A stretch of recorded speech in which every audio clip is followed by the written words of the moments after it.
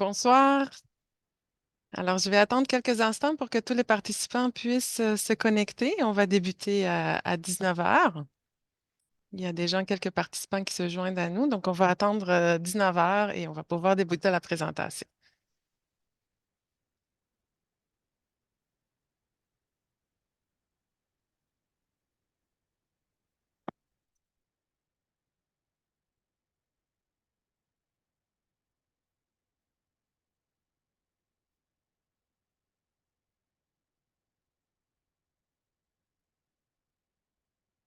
Alors, c'est 19 heures. Bonsoir, mesdames et messieurs. Je me présente. Je suis Christina Bouchica, conseillère en consultation publique, et j'ai le plaisir d'animer la séance de ce soir, qui est une séance d'information et d'échange sur le corridor Vélocité sur la 3e avenue Ouest entre la 52e et la 76e, donc dans le secteur de Charlebourg. Alors, permettez-moi tout d'abord de vous présenter les personnes qui m'accompagnent.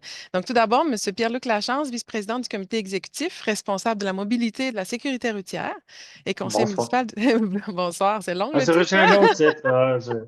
On coupe ça à Et, moitié. Bonsoir tout le et monde, content d'être là. bonsoir. Mais j'allais le dire que vous êtes conseiller municipal du district Saint-Roch-Saint-Sauveur. Et on a également M. Claude Lavoie, qui est votre conseiller municipal du district Saint-Rodrigue et président de l'arrondissement de Charlebourg, également conseiller associé au comité exécutif. Bonsoir. Bonsoir tout le monde.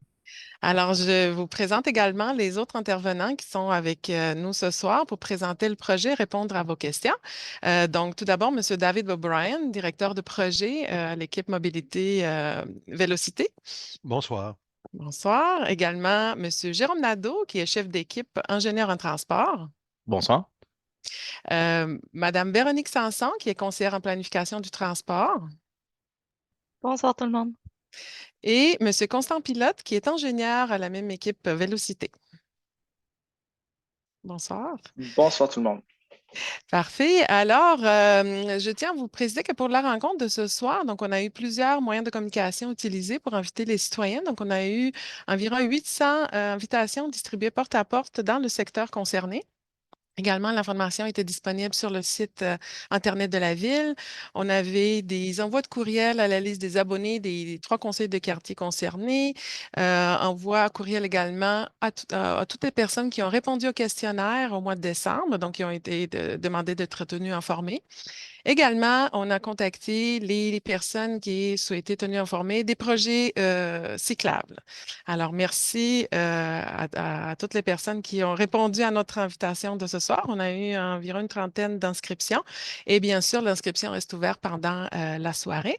Donc, pour le déroulement, c'est fort simple. On va avoir un mot de bienvenue par M. Lavoie. Par la suite, la présentation du projet par l'équipe Vélocité et suivra une période d'échange. Donc, dans la période d'échange, je vais vous expliquer, donc je vais vous demander de garder vos questions pour la période d'échange et on va utiliser l'outil Q&R, donc questions-réponses. Vous allez pouvoir nous poser les questions à travers cet outil-là. Si jamais quelqu'un n'est pas capable d'écrire ou vous êtes sur un téléphone intelligent, c'est plus difficile d'écrire, donc on va pouvoir vous permettre de lever la main. Alors, on vise finir vers 21 heures avec un mot de la fin de M. Lachance. Alors, voilà, donc l'objectif de la soirée, c'est vraiment de vous présenter le projet euh, de corridor Vélocité en lien avec les résultats du questionnaire et également de répondre à vos questions, à vos préoccupations. Donc, on est là pour vous présenter, mais aussi pour vous entendre puis vous répondre à vos questions. Alors, sans plus tarder, j'inviterai donc M. Claude Lavoie pour le mot d'introduction. Merci beaucoup, Christina. Eh bien, je serai bref. L'important, c'est d'entendre la présentation du projet et de vous entendre surtout. Double chapeau, donc, président de l'arrondissement, oui, mais également responsable de la participation citoyenne à la Ville de Québec. Très important pour moi d'être avec vous ce soir, de vous entendre, de vous écouter. On a déjà eu de très nombreux commentaires. Alors, on co-construit ce projet-là ensemble. C'est le premier corridor. Alors, je suis particulièrement fier qu'il se déploie à partir de Charlebourg ou vers Charlebourg, dépendamment dans quel sens on le prend. Alors, c'est avec beaucoup de fierté que je suis ici ce soir avec vous et j'ai vraiment hâte de vous entendre pour qu'on continue à bâtir ensemble ce super beau projet qui servira d'exemple pour beaucoup d'autres dans l'avenir. Bonne soirée tout le monde. Parfait, merci beaucoup. Alors, sans plus tarder, j'inviterai donc les responsables du projet là, pour présenter. Ça va commencer par M. David O'Brien. Bonsoir, merci beaucoup, M. Lavoie, merci Christina.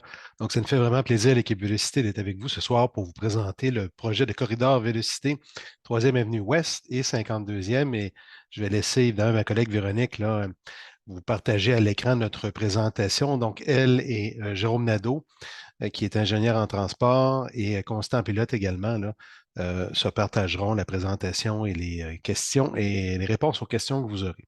Peut-être avant de débuter, là, je pense que c'est important de rappeler ce qu'est l'équipe Vélocité. C'est une équipe intégrée, donc dédiée à la création, la planification, la conception, la réalisation des corridors Vélocité qui a été mise en place à la ville à l'automne 2022. Donc, c'est une équipe multidisciplinaire qui est composée conseiller, conseillère en planification des transports, ingénieur en transport, architecte du paysage, technicien en génie civil.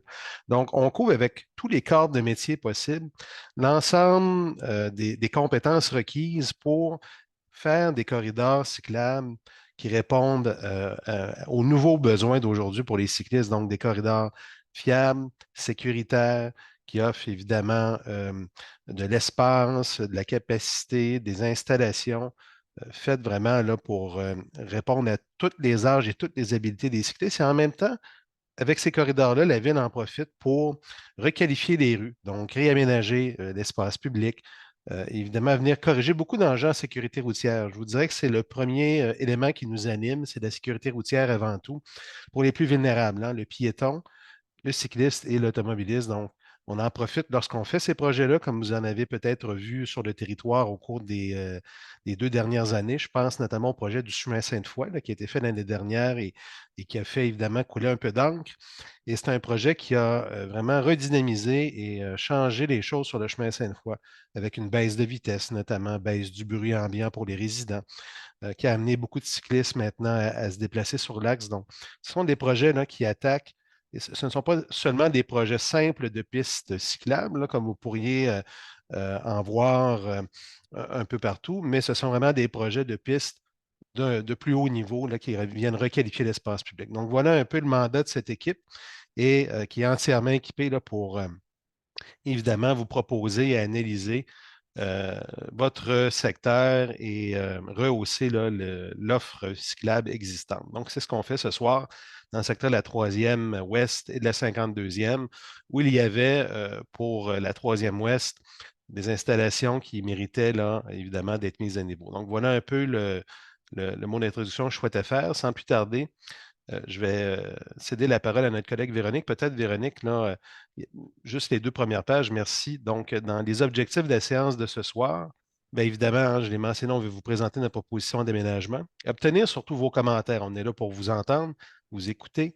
Donc, sur le projet et les besoins de la rue dans le cadre de la mise à niveau des liens cyclables. Peut-être vous présenter aussi rapidement là, à la page suivante l'ordre du jour plus détaillé. Donc, on va débuter avec une mise en contexte de la vision de la mobilité active. Par la suite, évidemment, on va vous présenter l'aménagement qui vise 2 axes, la 3e et la 52e, comme je l'ai mentionné. On va vous présenter les données d'avant-projet. Il y a eu un sondage notamment qui a été fait là, lors de la collecte des besoins en décembre, janvier dernier. Les interventions prévues, ça va vous être présenté dans le détail, les avantages et impacts appréhendés, parce qu'évidemment, comme dans tout projet, il y a des avantages à ce qu'on fait, mais il y a des impacts, hein. On travaille dans l'espace existant, donc évidemment, avec impact vient mesure d'atténuation. Alors, je vous rassure, ça va vous être présenté également. Et évidemment, on va vous parler des prochaines étapes et de l'échéancier à venir. Et à la fin, évidemment, une période d'échange également là, qui est prévue. Donc voilà, sans plus tarder, je cède la parole à Véronique Sanson de l'équipe Vélocité pour la mise en contexte. Merci. Bonsoir tout le monde, on est bien content d'être parmi vous aujourd'hui. Donc, Jérôme, tu peux changer la diapositive. Donc, vous mettre en contexte un petit peu les corridors Vélocité, c'est un projet qui découle de la vision de la mobilité active, qui est un outil de planification là, à la ville. Il y a eu 2 ans de consultation pour la création de cet outil-là, qui a été vraiment plus annoncé formellement là, en septembre 2022. Puis, dans cette vision-là, ben, on a une action là, qui est vraiment la création des corridors Vélocité. Les objectifs de la vision de la mobilité active, qui sont les objectifs qui nous guident aussi là, pour la création des corridors Vélocité. Des fois, on va peut-être dire CVC ce soir, simplement vous dire que c'est l'acronyme. Donc, offrir des options en transport actif et collectif aux citoyens pour qu'ils aient un choix de transport et non l'imposition d'un seul choix par manque d'alternatives. Offrir des options en transport, en déplacement qui sont sobres en carbone, qui desservent les grands lieux d'intérêt de la ville, puis améliorer le confort et la sécurité de tous. Rapidement, c'est des choses qui commencent à être connues aussi dans l'univers public, mais on souhaite quand même y revenir. Donc, il y a plusieurs bienfaits et retombées là, à la mobilité active, autant au niveau individuel qu'au niveau collectif. Donc, par exemple, au niveau environnemental, l'empreinte environnementale d'un cycliste est beaucoup moins élevée que pour un automobiliste. Donc, on parle de 1 sur 10. Dans la région de Québec, le transport routier est responsable de 70 des gaz à effet de serre. Donc, c'est vraiment un levier sur lequel on peut travailler. Au niveau de la santé, bien entendu, aller travailler à vélo ou à pied, il y a des impacts sur la santé, sur les maladies chroniques, la productivité, le taux d'absentéisme aussi qui diminue. Un risque de décès inférieur là, de 41 pour les gens qui vont travailler à pied ou à vélo là, par rapport aux automobilistes. Puis, bien sûr, là, un grand impact là, sur la qualité de l'air, alors qu'on sait qu'il y a énormément de décès, là, de 15 300 qui sont liés, là, qui sont prématurés et qui sont liés à la pollution de l'air. Au niveau économie locale aussi, on est chanceux, on a de plus en plus d'études qui se penchent sur le contexte québécois lié à la mobilité active, puisque ces études-là nous amènent ou nous prouvent, en fait, c'est que les gens ont tendance à encourager beaucoup plus l'économie locale et les commerces de proximité lorsqu'ils se déplacent à pied et à vélo. Lorsqu'un lien cyclable est aménagé sur une rue commerciale, ça a un effet aussi positif sur la vitalité de l'artère, donc 37 de plus de visites, 35 de plus de ventes, augmentation des dépenses moyennes également. Puis au niveau collectivité, bien entendu, là, les infrastructures cyclables là, et piétonnes coûtent beaucoup moins cher là, que les infrastructures automobiles. Donc, il y a un effet positif aussi au niveau de la collectivité à ce niveau-là.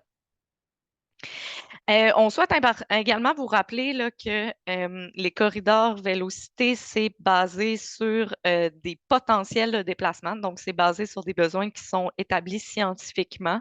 On a travaillé avec la chaire Polytechnique de Montréal qui nous a permis d'isoler les déplacements dans la région de Québec qui sont de courte distance et qui sont peu complexes.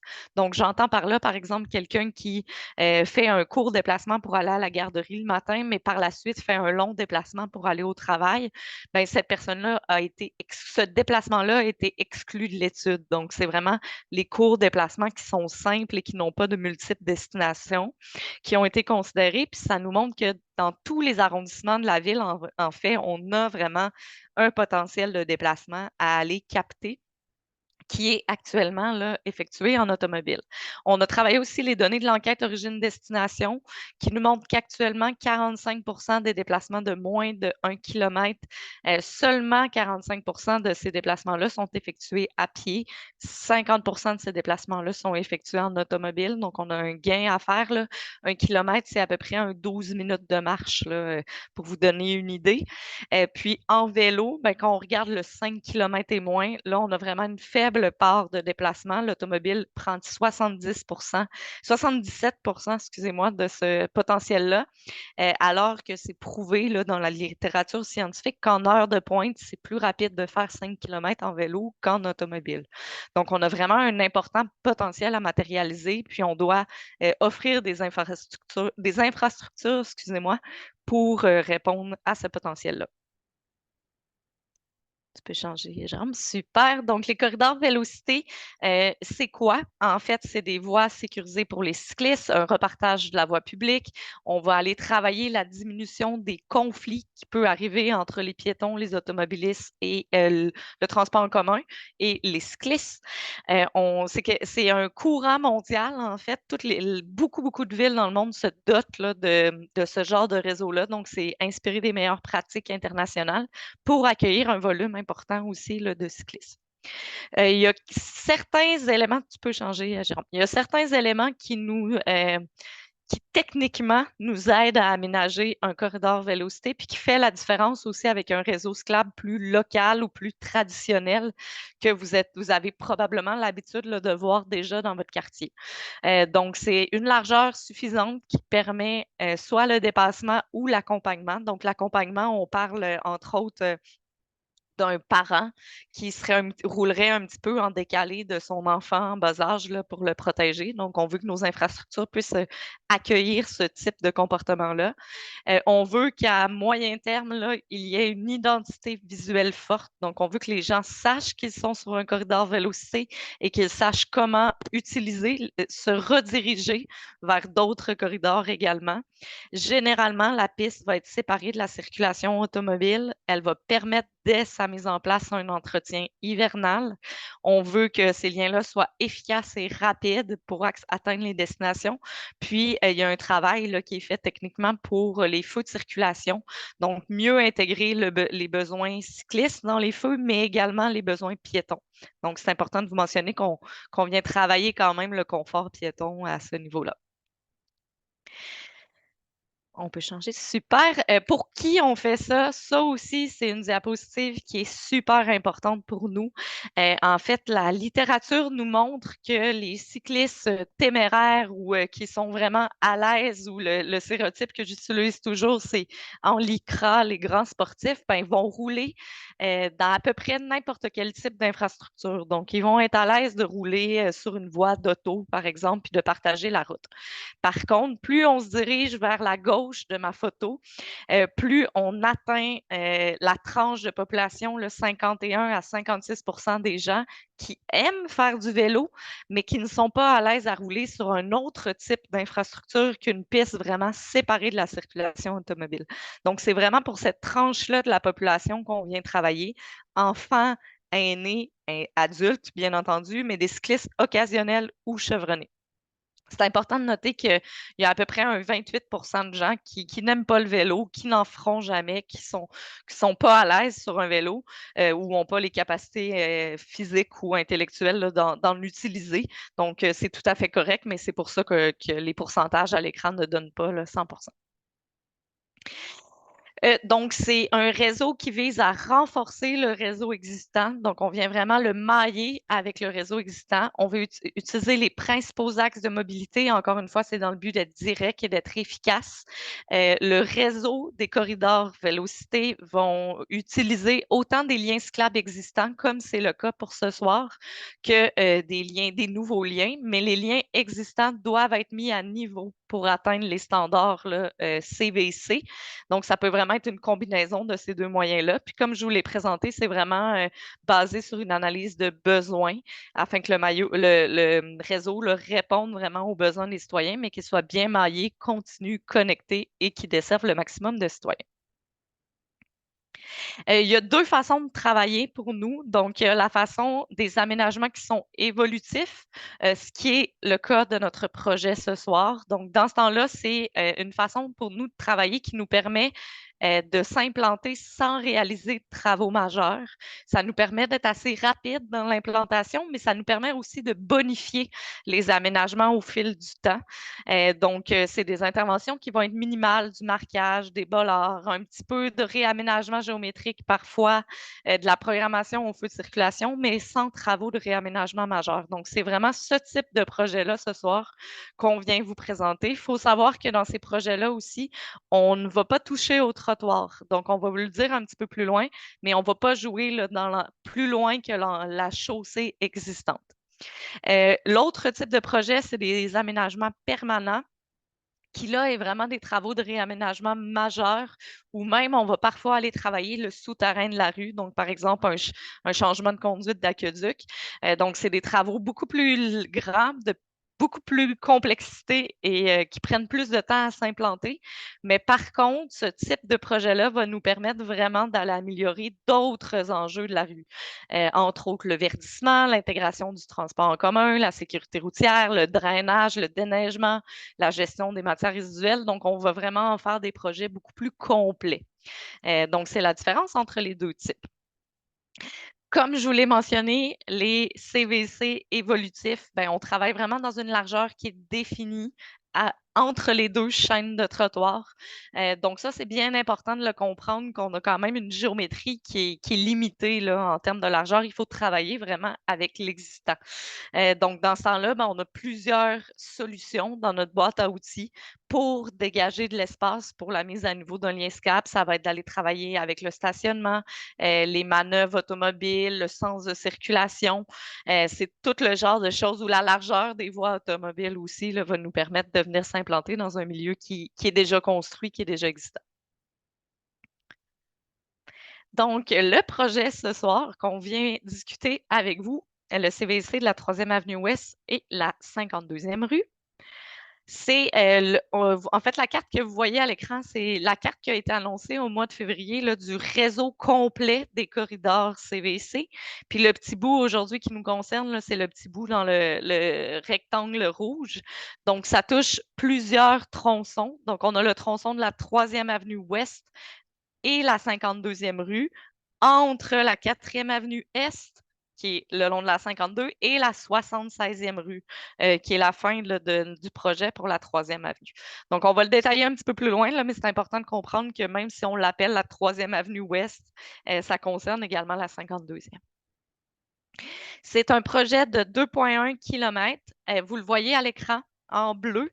C'est la mise à niveau d'un lien cyclable qui existe déjà, mais qu'on va rendre 4 saisons dès sa mise en place. Puis, c'est un lien qui va se connecter à plusieurs endroits aussi avec le réseau plus local ou plus standard que vous connaissez. Donc, sur la 76e, la 70e, le corridor des cheminots, bien sûr, le boulevard de l'Atrium et la 4e avenue Est là, qui a été travaillée l'année passée en projet évolutif CVC. J'attire votre attention sur les petits pointillés vers le tout bas là, de l'image au bout de la 52e rue. On va vous en parler un petit peu plus loin. Mais pour permettre la connexion avec le boulevard de l'Atrium, on vous propose en fait de prolonger l'aménagement cyclable un petit peu plus loin. Donc, on va y revenir tantôt. Là, ne vous inquiétez pas.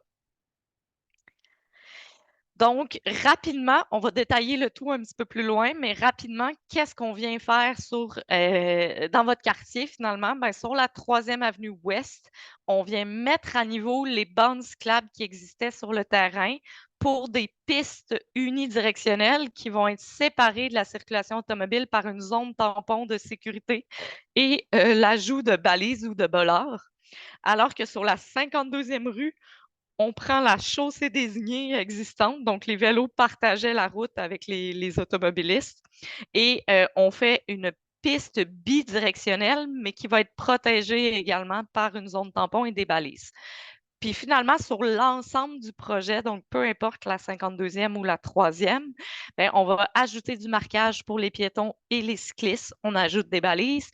On va ajouter des petits butoirs de béton à certains endroits plus névralgiques. Ajouter des feux là, dédiés aux cyclistes, puis également travailler là, la programmation des feux de circulation pour les piétons. Donc, maintenant qu'on vous a présenté tout ça, on trouve ça important de notre côté de faire un pas de recul pour vous présenter un petit peu les données d'avant-projet qui nous aident en fait, nous, à vous proposer des aménagements. Donc, on trouve ça important de vous le souligner. Donc, tout d'abord, au niveau de la sécurité puis de la mobilité, bien, il y a 104 accidents qui ont eu lieu entre 2013 et 2017, dont 10 qui touchaient en fait un piéton ou un cycliste. C'est beaucoup quand même pour votre quartier. Puis, la bande cyclable actuelle n'est pas sur la 3e avenue n'est plus conforme aux normes d'aménagement. Donc, elle devait être mise à niveau, là, elle devait être élargie. Pour l'environnement humain, vous connaissez très bien votre quartier, mais on souhaite quand même vous le souligner. Donc, on a quelques commerces, un salon d'esthétique de coiffure, un garage au coin de la 1e avenue. On a un pôle d'emploi important à proximité, le ministère des Ressources naturelles. 2 écoles, donc le centre professionnel Fierbourg qui est vraiment à l'intersection de la 76e, donc plus au nord, mais on a l'école La Fourmilière également qui est une école primaire sur la 52e. On a un organisme là, qui travaille en santé mentale et une résidence de personnes âgées. Transport en commun, on a 2 parcours réguliers, 10 arrêts de transport en commun sur le projet, puis on croise un métrobus. Donc, on n'a pas de métrobus sur notre axe, mais on croise là, vraiment à une intersection. On a également, dans le cadre de la vision de la mobilité active, mis en ligne une carte interactive où les gens pouvaient nous pointer là, vraiment spécifiquement dans leur milieu des éléments de commentaires ou de suggestions. Donc, il y en a certains qui concernent le tronçon qu'on parle aujourd'hui. Donc, au niveau piéton, on s'est fait parler beaucoup de l'entretien de la courbe de la 3e avenue, puis qu'il y avait des enjeux d'attente au feu piéton là, près du boulevard de l'Atrium. Pour le vélo, ben, on a eu des demandes d'élargissement du lien cyclable, d'ajouter un lien cyclable entre la 4e avenue et la 3e avenue par la 55e, de travailler les virages à droite sur feu rouge pour mieux protéger les vélos à la 76e, de déneiger le lien cyclable, de rendre l'attente pour les vélos plus courte sur le corridor des cheminots, d'ajouter des bollards pour éviter l'empiètement sur le lien cyclable, puis d'améliorer la connexion là, du corridor des cheminots à la 4e avenue. Comme l'a mentionné d'entrée de jeu, M. Lavoie, mais également David, mon directeur, on a aussi fait un questionnaire en ligne cet automne, donc au mois de décembre et au mois de janvier, qui avait été distribué en avis porte-à-porte là, pour les gens qui résident sur les tronçons concernés, mais également par la diffusion par le conseil de quartier, par les listes d'abonnés vélo et les listes d'abonnés au conseil de quartier. On a eu 129 répondants, ce qui est quand même intéressant, je vous dirais, pour la longueur du tronçon et le milieu qui est un petit peu moins dense que dans d'autres secteurs de la ville. Donc, on va regarder certains points forts ou certains éléments importants qui, pour nous, nous ont guidés là, dans la conception du projet. Donc, on demande aux gens, seriez-vous à l'aise de laisser un enfant d'âge primaire, donc 8 à 12 ans à peu près, marcher seul sur les rues qui concernent notre projet? Donc, 27% des gens nous ont dit qu'ils ne laisseraient pas marcher un enfant d'âge primaire sur aucune des rues du tronçon, mais la 55e rue semble la plus problématique. Je tiens à prendre un pas de recul ici. Sachez qu'à l'époque où on a fait le questionnaire, les analyses n'avaient pas été encore terminées pour savoir si on passait sur la 55e ou la 52e. C'est pourquoi vous allez voir des questions ou des commentaires qui concernent la 55e rue. Puis, on avait également posé dans le questionnaire là, quelle rue vous préférez. Vous allez voir les réponses un petit peu plus loin. Fait que c'est pour ça que la 55 apparaît à quelques reprises. Par la suite, on demande toujours c'est quoi votre sentiment de sécurité selon le mode de transport lorsque vous circulez sur ces rues-là. Donc, on a quand même des sentiments de sécurité moyens à élevés. Donc, on s'entend que l'automobile se sent un petit peu plus en sécurité, mais les piétons, là, autour de 7 sur 10, c'est quand même un score, je dirais, ben, c'est moyen élevé, je l'avais bien décrit. Pour les vélos, par contre, pour un secteur où il y a un lien cyclable existant, ben, ce n'est pas un score très élevé. Donc, on voit que même s'il y a un lien cyclable qui est existant sur ces rues-là, il y a quand même un sentiment de sécurité, une perception de sécurité là, qui n'est pas très élevée.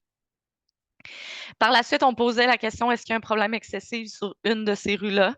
Donc, la 3e avenue est sortie assez forte comme une rue où il y a un enjeu de vitesse, alors que la 52e est sortie un petit peu moins forte là, dans le cadre de cette question-là.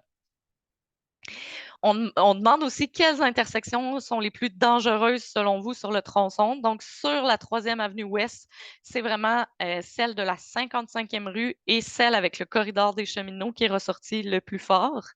Alors que pour la 52e rue, tu peux changer, Jérôme. Pour la 52e rue, c'est vraiment celle avec la 1re avenue qui est ressortie comme celle créant un sentiment de sécurité moins bien là, sur le tronçon. Par la suite, on demandait aux gens quelles sont vos priorités pour les piétons qu'on devrait tenir compte dans le réaménagement de ce projet-là. Donc, les éléments les plus souvent mentionnés, c'est sécuriser les intersections pour les piétons, réduire la vitesse automobile, puis s'assurer d'une séparation physique entre les piétons et les cyclistes. Donc, on ne souhaite pas que les gens cohabitent ensemble. On a posé la même question pour les cyclistes. Donc, quelles devraient être les priorités pour un réaménagement pour les cyclistes? Encore une fois, sécuriser les intersections est ressorti très, très fort, réduire la vitesse, puis s'assurer d'un entretien adéquat là, du lien cyclable. Ensuite, ben, je vous l'avais mentionné, on avait une question, est-ce que vous préféreriez la 52e ou la 55e pour l'implantation du CVC? Les citoyens nous ont mentionné à 44 que c'est la 52e rue qui devrait être sélectionnée là, versus 24 pour la 55e rue. Puis on demandait aux gens aussi les raisons qui pouvaient expliquer ce choix-là. Donc, dans les raisons les plus souvent mentionnées, je vais m'attarder à la portion 52e, si vous le voulez bien. On nous a mentionné, le nombre entre parenthèses, c'est le nombre de mentions de cette thématique-là.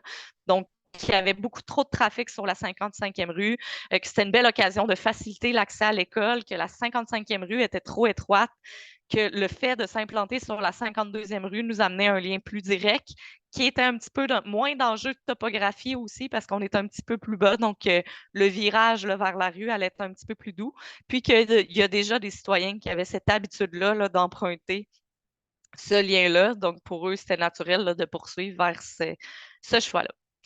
Puis finalement, dans le questionnaire, on avait également une question ouverte pour demander aux gens, là, avez-vous des commentaires supplémentaires à nous faire? Donc, on a eu 46 commentaires écrits. Encore une fois, les parenthèses, c'est le nombre de mentions de cette thématique-là.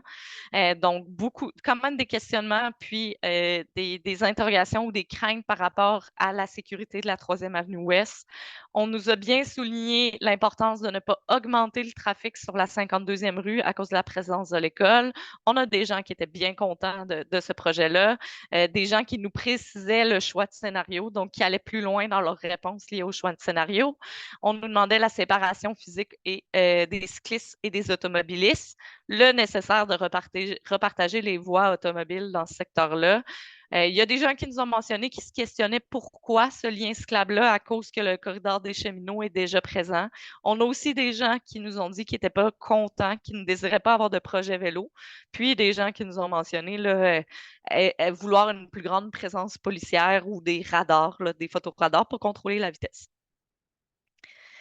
Donc maintenant, je vais céder la parole à mon collègue là, Jérôme pour la suite des choses. Merci beaucoup, Véronique. Donc, je poursuis avec les interventions proposées dans le cadre de ce CVC évolutif. Donc, les principales interventions, on les a séparées par secteur. Donc, la 3e avenue Ouest, c'est donc la mise à niveau des pistes cyclables unidirectionnelles. On a également la réaffectation d'une voie entre la 52e et la 70e rue qui est prévue dans le cadre de ce projet-là. Et on a également l'ajout de baies de virage à la 55e rue là, en lien avec cette réaffectation-là. On a également sur la 52e rue, une mise à niveau de la chaussée désignée en piste cyclable. Donc, on passe d'une chaussée désignée, donc un partage de rue entre cyclistes et automobilistes va se transformer là, en vraie piste cyclable protégée, bidirectionnelle. Ça va se situer entre la 4e ouest et la 4e est de l'autre côté. Cette intervention-là vient également avec la mise en sens unique de la 52e rue. On a également des interventions qui sont communes aux deux segments. Donc, dans tous les cas, on va ajouter des balises, on va ajouter une zone tampon de sécurité pour protéger les liens cyclables des voies véhiculaires. On a du marquage et de la signalisation spécifique pour les cyclistes qui vont être ajoutés. On a un repartage de l'espace sur la chaussée actuelle. Donc, les largeurs de voies vont être repartagées. Puis, on a un ajustement à la programmation des feux de circulation aussi pour les piétons et les cyclistes là, pour augmenter le confort, bien sûr. Donc, ici, on vous présente une vue en coupe de la 3e avenue Ouest entre la 57e et la 66e, là, donc vraiment là, près du corridor des cheminots. Puis, on a une vue vers le nord. Donc, quand on regarde vers le nord, donc vers Charlesbourg, ben, le centre-ville derrière nous, on a 3 voies auto. Donc, on a 2 voies auto en direction nord, puis on a une voie auto en direction sud. Et de chaque côté de la rue, on a actuellement une voie vélo, une bande cyclable là, qui est délimitée par une seule ligne blanche. Dans la situation projetée, donc les aménagements qu'on propose, c'est de requalifier l'espace, repartager l'espace. Donc, on vient chercher l'espace d'une voie de circulation en direction nord, puis on vient la donner là, en espace de sécurité pour les vélos. Donc, on ajoute une zone tampon et on élargit aussi la voie de circulation vélo en faisant ça. Il faut bien noter qu'il n'y a pas d'élargissement de rue possible dans le cadre d'un projet évolutif, hein. C'est un projet qui est sans travaux majeurs. Donc, l'implantation du projet doit absolument se faire dans l'emprise disponible, trottoir à trottoir. Et celle-ci est limitée, bien sûr. Donc, il faut faire des choix et repartager l'espace disponible. Ici, on vous présente un rendu là, visuel pour présenter un peu ce que ça peut avoir l'air, ce que ça aura l'air au niveau de la 70e rue, donc dans le secteur vraiment au nord du projet. Donc, vous voyez vraiment l'ajout de ces bandes sécurisées, de zones tampons, les bollards, qui vont permettre d'avoir une plus grande quiétude, donc un apaisement de la circulation, de la vitesse. Puis, ça va bénéficier bien sûr aux cyclistes qui pourront là, se sentir plus confortables, mais également aux piétons qui vont avoir une zone plus élargie là, qui vont les séparer des automobiles, bien sûr. C'est vraiment quelque chose qu'on a reçu comme commentaire là, suite à nos implantations sur le chemin Sainte-Foy, entre autres, le boulevard Laurier et ces choses-là. Les gens se sont vraiment là, ont vraiment apprécié l'espace qu'on a créé avec ces bandes de protection-là. Les piétons, en fait, ont vraiment apprécié énormément ces aménagements-là. Moins de poussière, moins de bruit, euh, donc, et moins de proximité avec les autos. Ensuite, quand on se dirige, on se déplace vers la 52e rue, donc plus au sud, et là, on regarde vers la droite, on regarde vers l'est. Puis, vous voyez qu'actuellement, on a un stationnement du côté nord, donc et dans un côté où il n'y a pas de trottoir actuellement. Et on a également une voie par direction pour les autos. Et les cyclistes doivent partager cet espace-là. Donc, les cyclistes n'ont pas d'aménagement propre. Ils sont en chaussée désignée qu'on appelle. Donc, ils partagent la chaussée avec les automobilistes. Et on a un seul trottoir du côté sud, du côté de l'école, qui se situe entre la première et la troisième avenue ouest. Ce qu'on projette, ce qu'on propose et ce qu'on souhaite implanter cet été, donc, c'est un sens unique qui va nous permettre de redéfinir, repartager l'espace au profit là, vraiment des modes actifs. Vous voyez qu'on concentre du côté sud vraiment les aménagements pour les modes actifs, étant donné qu'on n'a pas de trottoir du côté nord. Et je vous rappelle, c'est un projet évolutif sans travaux.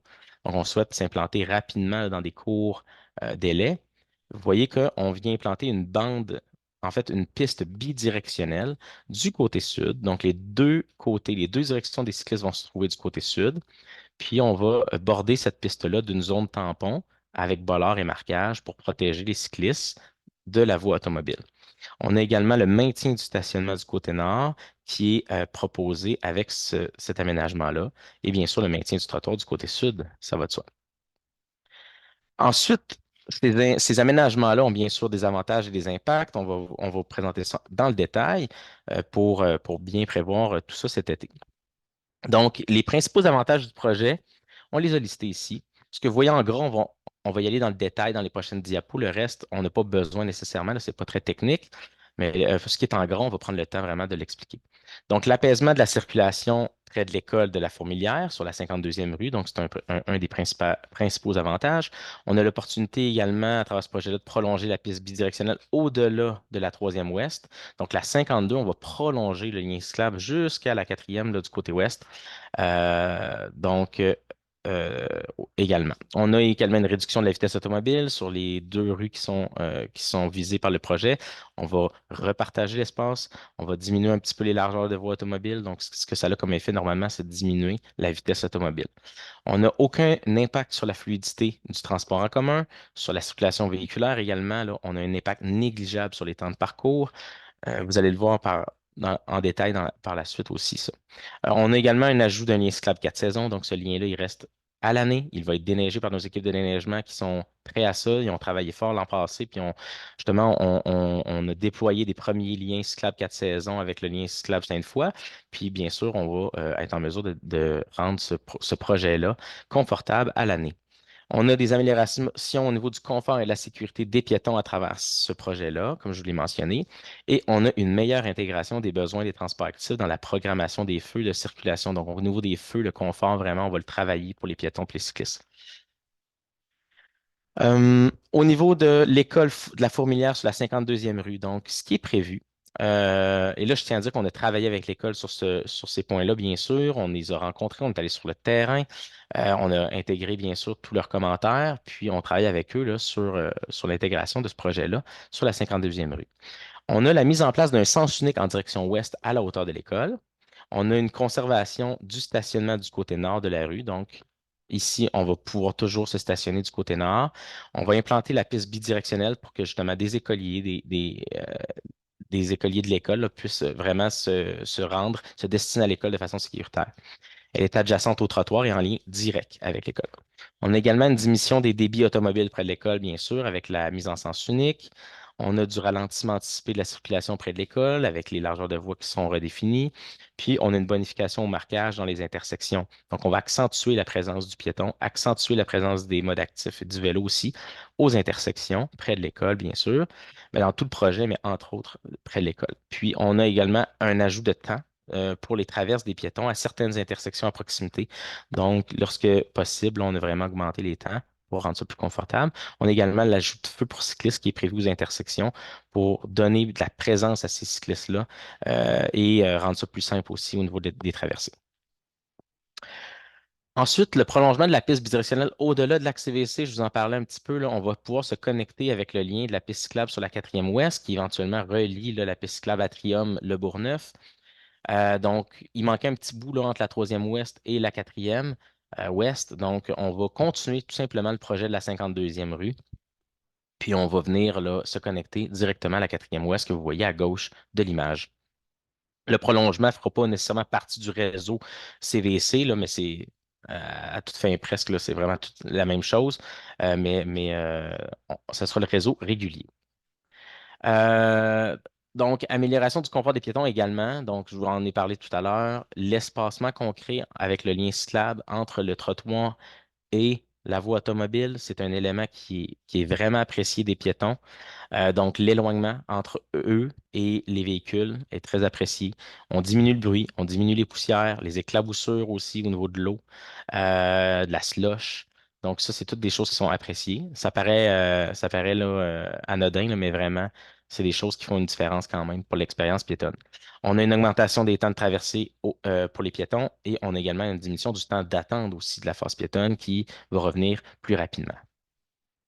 Donc, vous voyez là à droite l'image, là, un exemple sur la 52e rue où là, les piétons étaient vraiment adjacents à la voie automobile. Bien, là, maintenant, ils auront un espacement de près de 3,5 mètres entre eux et la piste. Donc, c'est un exemple.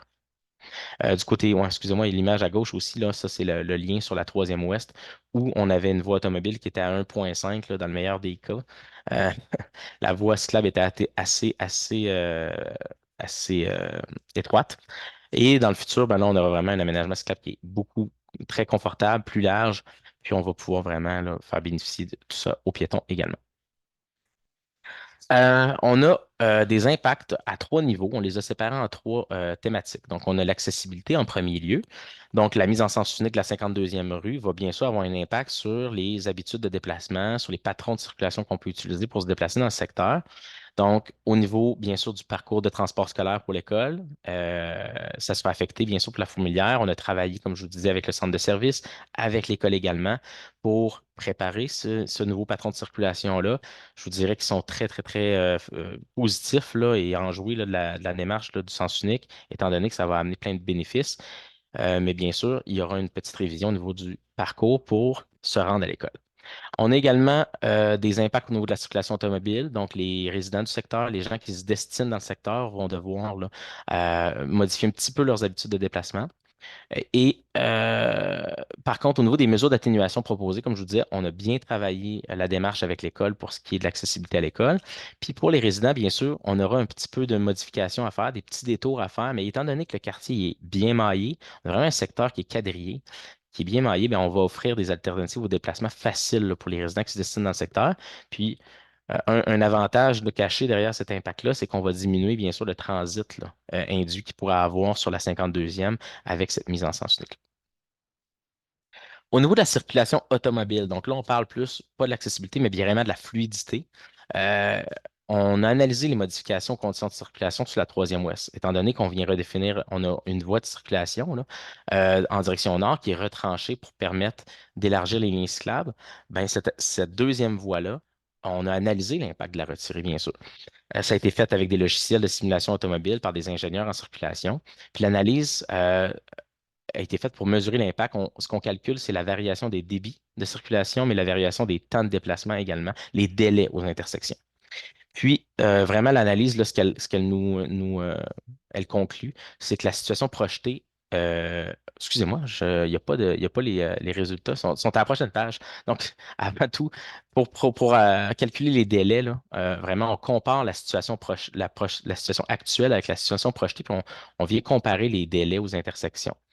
Donc, les principaux constats de l'analyse, c'est que la voie qu'on a retirée était en surcapacité. Donc, vraiment, le 2 voies n'était pas nécessaire sur la troisième ouest en direction nord. Donc, au nord de la 55e rue, la réaffectation de l'espace de la voie surcapacitaire pour permettre l'implantation des voies cyclables n'a pas d'impact sur les automobiles. Euh, je tiens à le rappeler, il y a le maintien des baies de circulation, là, des baies de virage à la 55e rue qui permet de maintenir 2 voies à l'intersection, même si on retire une voie en tout droit. Donc ça permet vraiment de maintenir une bonne capacité. Selon l'analyse, il y a un petit enjeu de potentiel de fluidité automobile à l'intersection de la 55e rue et de la 3e avenue Ouest si on ne maintenait pas les baies de virage. Donc, c'est vraiment là où on a confirmé qu'on devait maintenir 2 voies entre la 52 et la 55e rue pour permettre le virage à gauche. Les impacts, là, sinon, sont négligeables sur la circulation automobile. Quand on regarde le temps de parcours, on augmente de 25 secondes les temps de déplacement en direction nord comme en direction sud sur toute la longueur de l'axe de la troisième, donc entre la 52 et la 76, là, ce qui représente plus de 2 km. Sur un temps de parcours normalement de 4 minutes, on va augmenter d'environ 25 secondes. Donc, c'est tout à fait négligeable là, pour les bénéfices qu'on en retirera. Au niveau du stationnement maintenant, donc la dernière thématique au niveau des impacts, c'est le stationnement. Il y a 245 espaces actuellement sur l'ensemble du tronçon, mais ça, c'est en période hivernale. En période estivale, on a des stationnements qui sont retirés sur la 3e avenue Ouest. Donc, il y en a 56 de ces 245-là qui sont déjà retirés en période estivale, en période de fonction du lien cyclable actuel. Donc, il y a un changement tout simplement qui va être fait dans la réglementation pour que cette interdiction-là soit faite sur toute l'année et non seulement dans l'été, étant donné que le lien cyclable va être fonctionnel à l'année maintenant. Sur la 52e rue, on a 114 espaces, dont 20 qui sont actuellement avec des interdictions partielles vis-à-vis de l'école.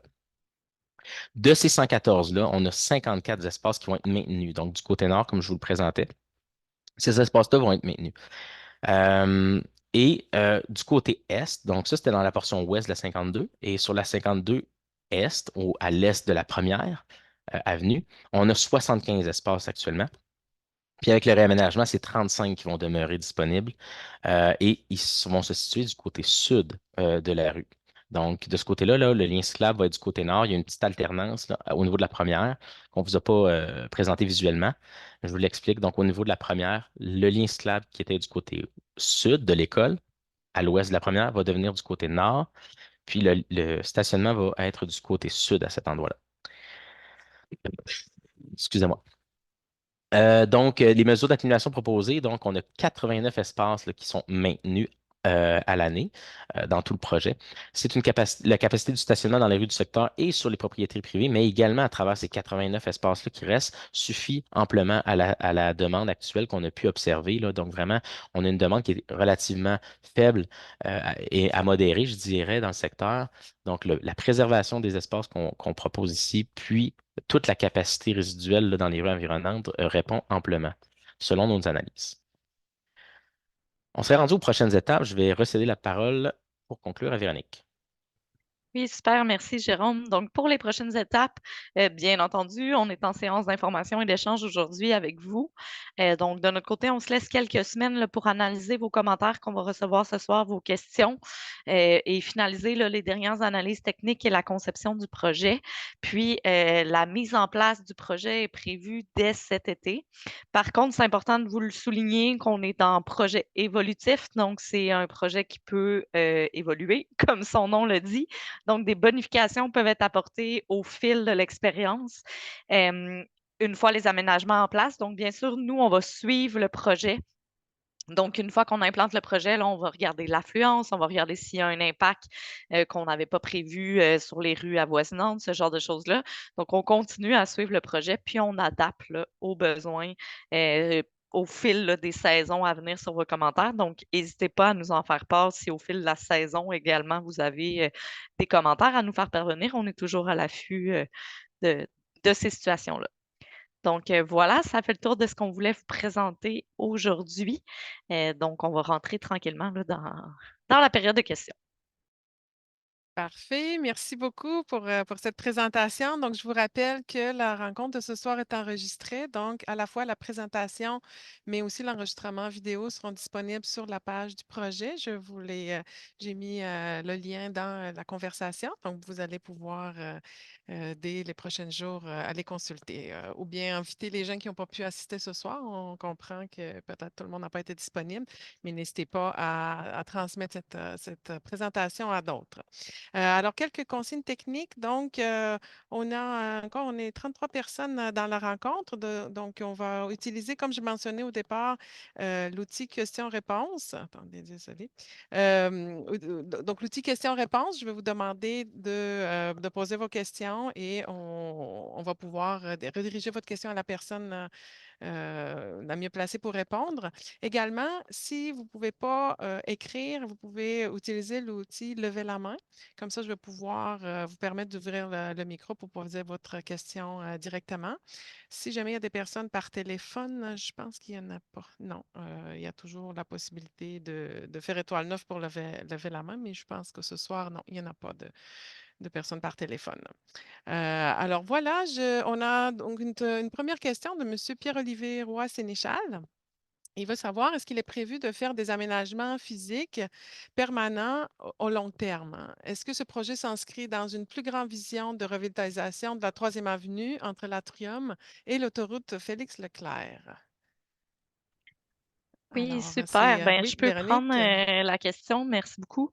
En fait, pour les aménagements permanents, oui, éventuellement, l'objectif, c'est que les liens évolutifs se transforment en aménagements permanents. Par contre, on n'a pas d'année de réalisation à vous donner parce que ça dépend, entre autres, aussi des besoins d'aqueduc qui sont en souterrain. Donc, c'est le genre, le projet, par exemple, pourrait être réalisé par partie également au fil du temps. Donc, c'est donc, oui, prévu, mais on ne peut pas vous donner d'année de réalisation dès maintenant. Pour ce qui est de la portion de la plus grande vision là, de la 3e avenue entre l'Atrium et l'autoroute, c'est pas les planifications d'urbanisme, ce n'est pas un élément qui est mené par notre équipe. Donc, j'en comprends par votre question qu'il y aurait un désir là, d'une plus grande vision à long terme. Donc, la prendre en note puis je vais la transférer à l'équipe d'urbanisme là, de la ville. Mais pour l'instant, c'est un projet évolutif là, qui n'est pas lié à une vision d'aménagement plus formel. Mais on va transmettre là, le message à nos partenaires, à nos équipes partenaires. Parfait. Merci beaucoup, Véronique. On a une autre question de Mme Sylvia Posy. Le trafic sur la 55e rue est déjà beaucoup élevé. Avec le sens unique sur la 52e, on risque de l'augmenter encore plus. Pouvez-vous euh, penser rendre la 55e sens unique en direction opposée de la 52e? C'est une suggestion. Oui, je vais la prendre. Oui. En fait, les analyses de circulation qu'on a faites démontrent que, en fait, il y a peu de volume qui emprunte la 52e rue en direction est. Donc, démontre qu'il y a peu d'automobiles qui vont se déporter sur la 55e rue. Et ça devrait avoir des impacts négligeables. Mais comme mes collègues l'ont dit, c'est un projet qu'on va continuer de suivre, qu'on va monitorer dans les années à venir. Et si on voit qu'il y a des impacts important sur la 55e rue, ça pourrait être une avenue qu'on va envisager. Merci, Monsieur Pilote. Une autre question de Madame Vanita Daniel. Quelle est votre définition de vélo? Est-ce que cela inclut les vélos électriques qui peuvent rouler à 40 km à l'heure, les trottinettes, les quadriporteurs? C'est loin d'être du transport actif selon moi. Alors, est-ce qu'on peut revenir? Je pense, Monsieur Oui, Lachance, vous souhaitez? tout Oui? à fait. Je vais la prendre, merci, Christina. Donc, les vélos, effectivement, on comprend autant les vélos mécaniques qu'électriques. Les vélos cargo, ça peut inclure les vélos avec les chariots, avec les enfants à l'arrière. Par contre, et c'est important de le noter, ces corridors Vélocité, CVC, l'acronyme est important, sont utilisés par beaucoup d'autres moyens de transport qu'on dit actifs. Effectivement, les trottinettes peuvent l'utiliser, les trottinettes électriques. On se rend compte aussi que les personnes en situation de handicap avec des quadriporteurs sont des utilisateurs de ces liens-là. On l'a remarqué énormément sur le chemin Sainte-Foy, on l'a remarqué aussi en mode 4 saisons. Et les utilisateurs de quadriporteurs privilégient ces usages-là versus les trottoirs pour, laisser la place aux piétons sur les trottoirs. Et il y a quand même un petit peu plus d'obstacles des fois sur les trottoirs avec les bacs de recyclage ou vidange et autres. Donc, pour nous, c'est vraiment un couloir de mobilité actif qu'on vient mettre en place. Donc, on travaille à s'assurer que l'ensemble des moyens puissent se côtoyer de façon sécuritaire. C'est aussi pour ça que vous voyez maintenant des liens qui sont plus larges en termes d'espace pour permettre le dépassement de façon sécuritaire. C'est pour ça aussi que vous voyez les zones tampons aussi pour bien protéger ces usagers-là. Donc, tout est pensé pour une mobilité inclusive dans l'aménagement des corridors TVC. Merci. Merci, M. Lachance. Une autre question de M. Sylvain Nocard. Merci pour cette présentation. Les impacts calculés sur la circulation sont réalisés à partir des flux existants ou des flux espérés grâce au report modal induit par les aménagements cyclables? Alors, Euh, c'est M. oui, Pilote, oui? c'est moi qui l'apprends. En fait, les analyses sont faites avec les flux existants et même qu'on prend des flux qui sont calculés à des moments où est-ce qu'il y a beaucoup de trafic, où est-ce qu'il y a beaucoup de volume automobile, pour avoir une idée des scénarios, des pires scénarios, si on veut, des scénarios où est-ce qu'il y a le plus de trafic sur le réseau. Donc, évidemment, il devrait y avoir un transfert modal qui va se faire, puis les impacts devraient juste diminuer à ce moment-là. Mais nous, quand on fait nos analyses d'impact, on analyse les situations qui sont les pires scénarios, en fait. Parfait, merci, M. Pilote. Alors, on a également une question de M. Alain Petitclerc. Il veut savoir, est-ce que des espaces de stationnement pour vélos ont été prévus? Alors, Oui, en fait, je vais prendre oui. la question. C'est une des analyses qui est présentement en cours. Bien entendu, quand on implante un CVC, on souhaite améliorer ou bonifier l'offre en support à vélo. Donc, on est en train de faire une analyse de à quel endroit sur les terrains publics on serait en mesure d'implanter des supports à vélo. Il faut savoir qu'on a un pouvoir seulement là, sur les espaces publics dans ce cas-ci, mais c'est quelque chose qui est en cours, puis on prend bonne note de votre commentaire là, que c'est quelque chose qui pourrait être intéressant pour vous. Merci beaucoup. Une question de M. Pierre Barriargeon. Félicitations pour ce projet qui va améliorer grandement la sécurité des déplacements à vélo et à pied. J'aimerais savoir comment se fera la traversée en diagonale de la première avenue quand la bidirectionnelle de la 52e change du sud vers le nord. Alors, ça pourrait même être une idée peut-être de remettre la présentation. Oui, Constant, as-tu le Oui, plan? je m'occupe, je Oui, vais l'afficher, puis Constant va pouvoir répondre en même temps. parfait, parfait. merci. Si on pouvait peut-être projeter le plan, là, il est très parlant. Alors, Mais c'est ça, Jérôme est en train de le trouver.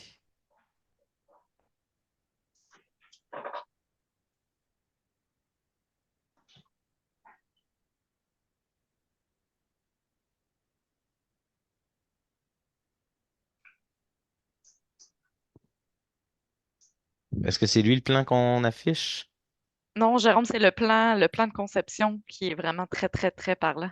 Fait que c'est celui-là constant, je pense, c'était à la recherche et non Ah, dans le OK. PowerPoint. Ah, OK, OK. Excuse-nous. On va présenter le vrai plan. OK, OK, OK. Oui, oui, parce que c'est vraiment ce qui parle le plus. OK, je vais laisser Constant dans ce cas-là présenter. C'est bon, ouais, j'attends.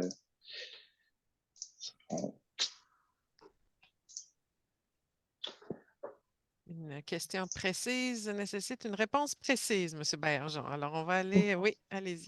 Voilà, vous voyez mon écran. Donc, à la 52e rue, à l'intersection avec la première avenue, il y a un léger décalage entre les deux portions de la 52e rue, donc celle qui part vers l'est et celle qui part vers l'ouest. Et on voit que en faisant une piste bidirectionnelle, on a presque une continuité rectiligne de la piste cyclable.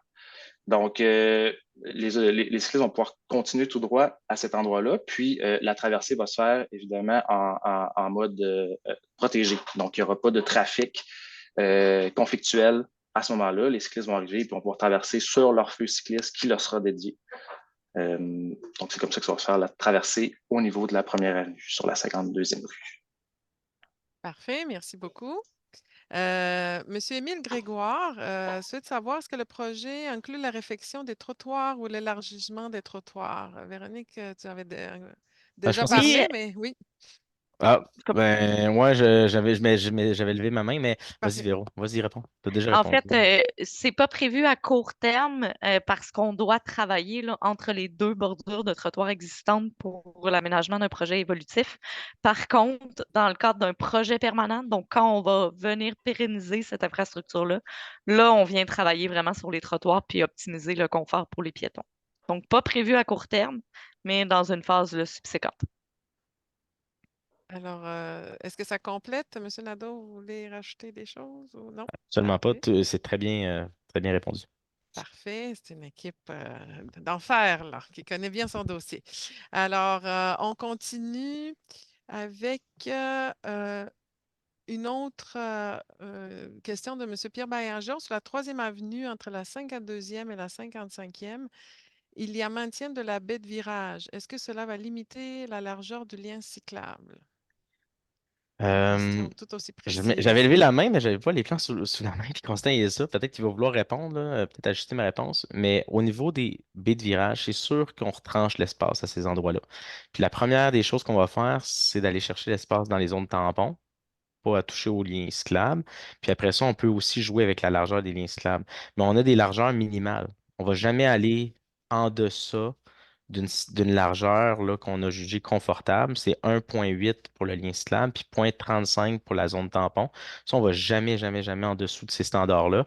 Qu'on implante une baie de virage ou pas, c'est vraiment notre limite là, qu'on respecte toujours. Donc, ça se peut là, à l'endroit où on joue avec l'inclusion d'une baie de virage, on va retravailler un peu l'espace là, ponctuellement. Mais ça ira jamais en dessous de ça. Pour rajouter, Jérôme, j'ai les plans et effectivement, c'est les mesures minimales qu'on garde. Donc, 1,8 pour la piste cyclable et 35 cm pour la zone tampon. À titre de comparatif, c'est ce qu'on a sur le chemin Sainte-Foy, là. Fait que pour les cyclistes qui ont déjà roulé là, c'est ces largeurs-là. Puis, je pense qu'il y avait une autre partie de la question, toujours sur les virages. Comment sont prévus les virages à gauche, cycliste, quand on circule sur la troisième vers le sud? Et quand on, c'est très précis, hein? Et quand Oui, on le tourne à gauche sur la 52e, même question, virage à gauche de la quatrième vers la 52e. Est-ce que ça répondait en même temps ou vous voulez rajouter des je vais précisions? rajouter, en Parfait. fait, oui, quand on circule en direction sud sur la troisième avenue et qu'on arrive à l'intersection avec la 52e rue, le virage à gauche va devoir se faire en deux temps. Donc, en suivant un peu les feux cyclistes et automobiles qui sont en place. Donc, quand les automobiles circulent en direction sud, le cycliste va pouvoir traverser la première section de la 52e rue et se déplacer, se mettre dans une zone d'attente, en fait, qu'on peinture sur la rue, puis traverser quand l'autre feu cycliste permet la traversée de la troisième avenue en direction est. Parfait, merci beaucoup. Alors, on a deux autres questions qui parlent donc du fait que, considérant le sens unique sur la 52e, est-ce que vous prévoyez qu'il y aura des impacts sur la 55e rue Ouest? On a déjà abordé la question. Il y a M. Guy Morel également qui demande la mise en sens unique de la 52e entre la 3e et 4e avenue. Lui, il pense que ça va augmenter la circulation sur la 4e avenue vers le sud ou vers le nord. Est-ce que des brigadiers seraient utiles au coin de la 4e ouest et 50e, 51e et 53e? Il y a beaucoup de chiffres, hein, Alors, donc c'est ça. Est-ce qu'il y a des impacts de trafic sur la 55e, la 4e avenue? Puis est-ce qu'il y a une nécessité d'ajout de brigadiers? Qu'est-ce que quelqu'un d'entre vous? Oui, M. Oui. Nadeau?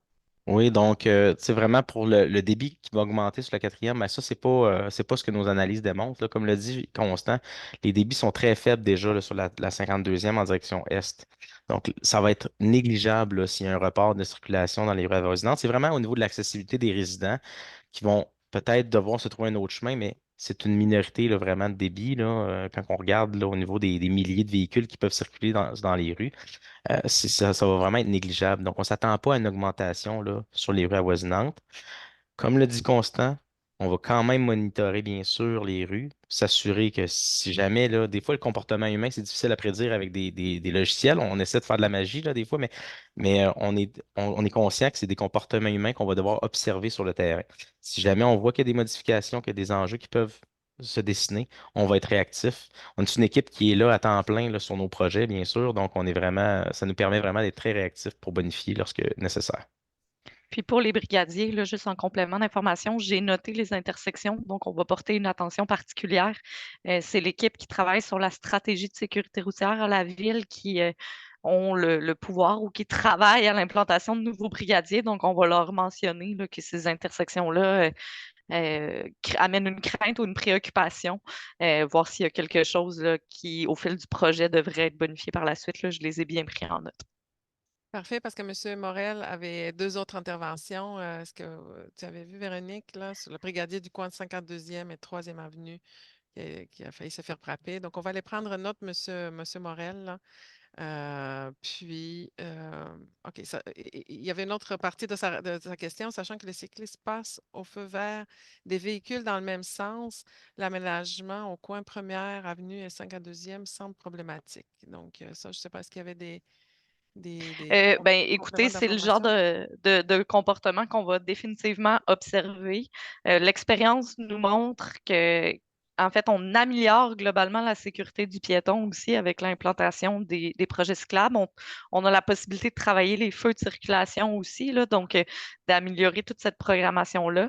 Mais bien entendu, là, c'est le genre de choses qu'on va continuer à observer là, pour s'assurer. Sachez qu'on a les usagers les plus vulnérables là, très à cœur au sein de l'équipe également. Là. Donc, on ne souhaite pas que les bonifications au vélo viennent nuire, par exemple, à des usagers plus vulnérables. Je pense que Jérôme, tu voulais compléter.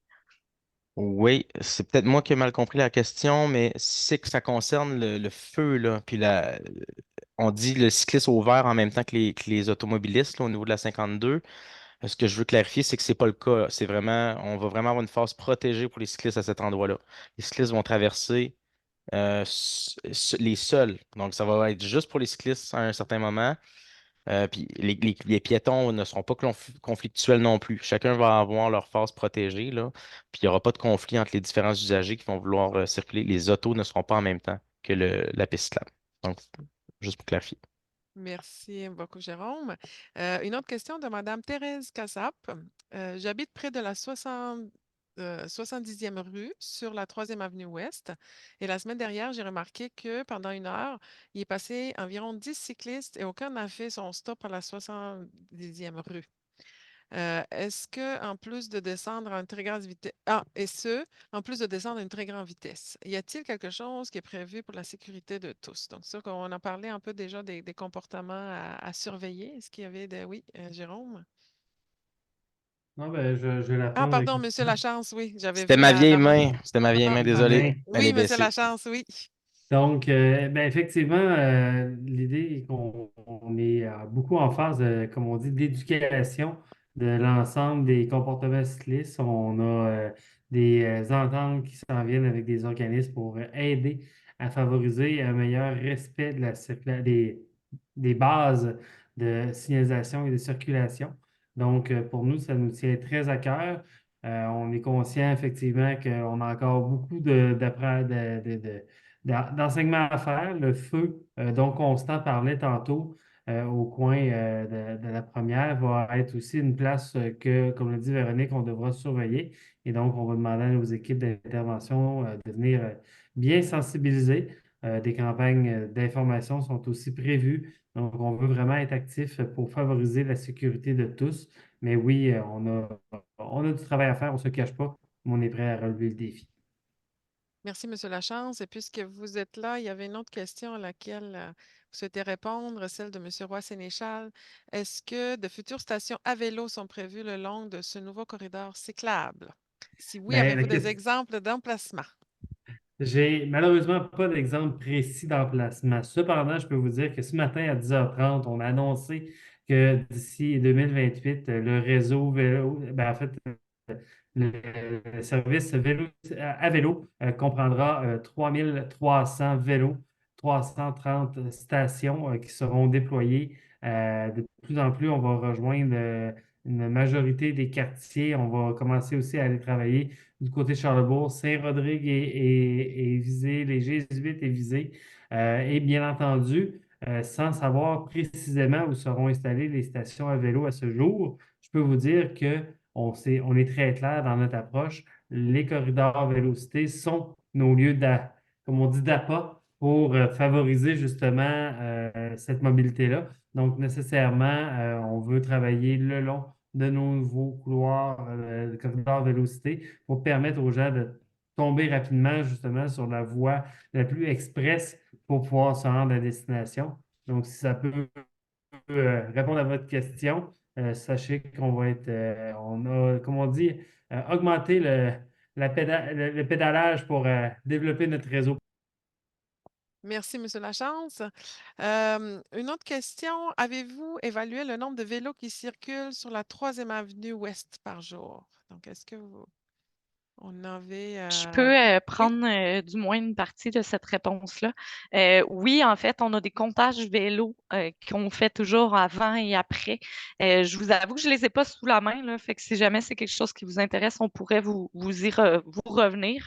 Fait que oui, c'est des comptages qu'on a. Par contre, je tiens également à vous rappeler que chacun des axes qui sont ciblés comme des axes CVC proviennent d'une analyse où on rabat le potentiel sur les réseaux actuels de la ville.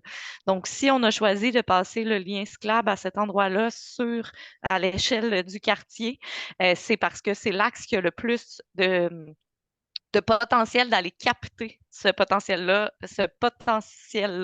de nouveaux usagers là, qui font des déplacements de courte distance vers votre quartier ou en tant que résident de votre quartier vers l'extérieur du quartier. Donc, on pourrait vous revenir là, pour les chiffres plus précis, mais on fait des comptages vélo et avant et après les projets pour continuer à les suivre dans le temps. Là, mais c'est vraiment un axe qui est choisi pour son potentiel d'attractivité de déplacement à vélo. merci, Véronique. Une question de Mme Manon Parent. Est-ce qu'il y a un impact sur les arrêts d'autobus? Est-ce qu'il y a des arrêts qui seront déplacés? Il y a quelques arrêts le long du parcours qui vont être déplacés, 3 ou 4 là, à mon souvenir, d'une trentaine de mètres tout au plus. Donc, on les déplace soit des fois en amont ou en aval des intersections pour faciliter la visibilité, pour améliorer la visibilité des cyclistes par les automobilistes derrière l'autobus ou faciliter aussi le positionnement des cyclistes aux intersections. Donc, oui, il y a des déplacements d'arrêt d'autobus, mais d'une trentaine de mètres tout au plus. Parfait, merci. Alors, on a un autre commentaire de M. Pierre-Olivier Roy Sénéchal. En tant que piéton, je trouve que traverser l'intersection Doucet 3e avenue est dangereux. Entre autres, car la distance entre les trottoirs sur Doucet à l'intersection est très grande. Est-ce que réduire la distance de la traversée a été prise en compte pour ce projet à cette intersection ou du moins pour les aménagements à long terme? Donc, Je pense que l'intersection la Doucet. question un peu s'en va vers la réponse. Effectivement, réduire la distance, c'est un élément qu'on peut regarder dans des projets où on a plus justement d'opportunités, là, où est-ce qu'on va faire des travaux. Donc, c'est des éléments qu'on ne peut pas nécessairement faire dans travers un projet évolutif comme celui de cet été, mais c'est vraiment quelque chose qu'on va regarder là, à bonifier lorsque l'opportunité va se présenter, c'est sûr. Parfait. Madame Ginette Gosselin, je suis bien d'accord que les vélos électriques, trottinettes, quadriporteurs utilisent la piste cyclable comme les vélos non électriques. Mais il devrait y avoir une surveillance en respect des conditions de sécurité par les usagers. Je suis une cycliste habituée et l'été dernier, j'ai été découragée à plusieurs reprises de voir la vitesse sur la piste cyclable et les imprudences qui s'y font, particulièrement par les trottinettes et par les vélos électriques loués par la ville, utilisés par des gens qui n'ont aucune conscience de sécurité. Alors, M. Lachance souhaitait répondre, oui. Oui, bien en fait, c'est un peu comme la réponse que j'ai dit. Peut-être je me permettrais en complément d'ajouter que nous avons une brigade policière qui circule à vélo tout au long de la période estivale qui nous aide à intervenir spécifiquement sur le réseau. On a aussi, comme je le disais, des organismes qu'on embauche pour faire de la surveillance du réseau. Donc, oui, on est conscient qu'il peut y avoir des enjeux d'éducation sur les bons usages, mais on travaille sur une nouvelle culture qui fait un espace au vélo sécuritaire, un espace de la mobilité active plus sécuritaire. Et nécessairement, ça change un peu la perception que les gens, comme l'a montré aussi Véronique, et je trouve que l'image qu'elle a présentée dans la présentation est vraiment très, très pertinente. on a une volonté de développer un réseau qui vient rejoindre une majorité de la population, des populations pour autant les plus jeunes que les personnes peut-être un peu aînées. Donc, pour nous, la présence aussi de ces gens-là sur le réseau sont des facteurs qui nous permettent de faire ralentir la circulation, tout comme je suis persuadé que les gens autour de la présentation ce soir ralentissent dans les zones scolaires parce que justement, il y a des enfants et tout, donc on est sensibilisé. Mais l'idée étant de venir développer des aménagements qui répondent aux petites familles, qui nous aident aussi à avoir les espaces sécuritaires pour le faire, contrairement peut-être aux espaces qu'on a été habitué de circuler depuis les 40, 50 dernières années à Québec, où on était sur des aménagements de bandes cyclables faites un peu coussi-coussa avec des normes variables de ville en ville. Et on sait que là, Beauport avait ses normes, Charlebourg avait ses normes, Sillery avait ses normes, Sainte-Foy avait ses normes. Ça représentait des enjeux de cohésion et on est en train de travailler justement dans la vision de mobilité active à venir créer des aménagements cohérents sur l'ensemble du territoire. Donc, pour nous, ça fait partie des grands travaux qu'on va réussir. Puis j'ajouterais également à ce que M. Lachance a dit, c'est que contrairement aux liens cyclables plus locaux ou plus traditionnels, les CVC, on les fait plus larges pour permettre le dépassement également. Donc, on s'attend que ça aide aussi à la cohabitation entre les différentes vitesses là, de pratique là, sur autant par l'individu que par le type d'outil de déplacement là, qui est utilisé. Là. Donc, c'est sûr que ça va aider aussi à la cohabitation. Là. Merci. On a une autre personne qui revient sur l'idée que il y a des modifications sur la 52e. On comprend que peut-être ça ne va pas affecter le trafic sur les rues avoisinantes. Quand même, ça pourrait être une opportunité de redistribuer le trafic dans le quartier plus large. Donc, peut-être mettre en place des sens uniques pour réduire le trafic 55e rue, étant donné qu'il y a 44 dans le questionnaire qui trouvent cela problématique. Donc, c'est davantage un commentaire. Merci. Alors, il y a deux dernières questions que je vois. Pour l'instant, c'est quelqu'un qui souhaite savoir pour le déneigement, est-ce que la neige sera ramassée? Est-ce que ce lien sera déneigé? Oui, donc bien sûr, là, vraiment, on déneige nos liens cyclables. Puis vous l'avez vu sur le chemin Sainte-Foy, entre autres, on se ramène toujours à celui-là parce qu'il y a eu une bonne vitrine quand même. Je pense que tout le monde en a entendu parler. Vraiment, on déneige de la même façon nos voies, nos liens cyclables que les autos. Donc la neige, là, elle va s'accumuler dans ce cas-ci dans la zone tampon. Donc, la neige qu'on a dans la voie cyclable, on la déblaye, on la pousse avec une chenillette ou une camionnette, dépendamment des largeurs, là. Puis, on va accumuler cette neige-là dans la zone tampon entre la voie auto et la voie vélo.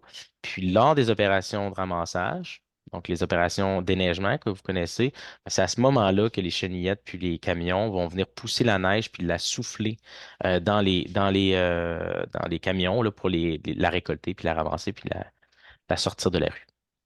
C'est vraiment comme ça qu'on travaille. Ça a quand même très bien fonctionné là, au niveau du chemin Sainte-Foy l'an passé, nos premiers projets. Les équipes ont quand même appris à travers ces projets-là, puis on va toujours continuer juste à s'améliorer là, euh, à travers ça. Parfait. Puis une autre question, est-ce que l'asphalte va être remplacé et remis à neuf comme cela a été fait sur le chemin Sainte-Foy avant de mettre le marquage? Car parfois, les fentes dans l'asphalte rendent confortable le transport à vélo ou les bouches En d'égout. Oui. Oui, excuse-moi, Christina, Il y a pas de problème. je t'ai coupé à plusieurs reprises.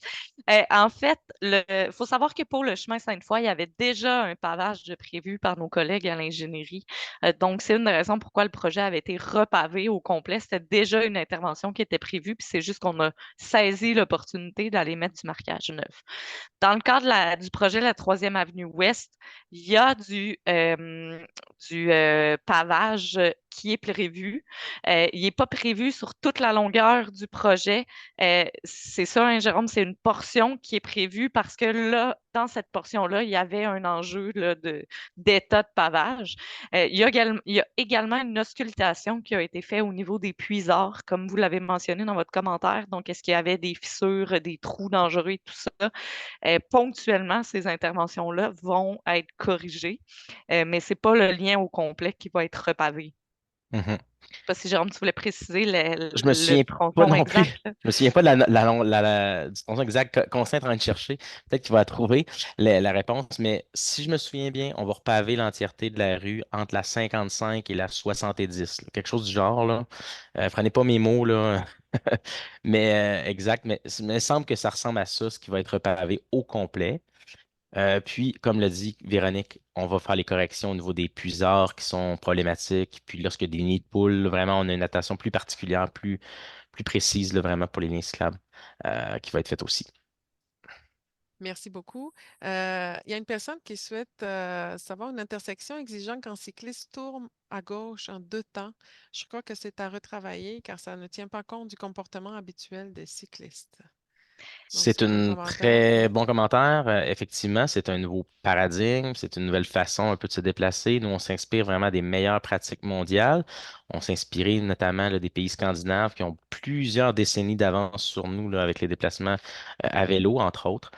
Donc, on peut appeler ça le virage à gauche à la Copenhague, là, entre autres, qui est très, très connu à cet endroit-là. À cet endroit-là, ça fonctionne excessivement bien. Je pense que c'est un comportement adopté.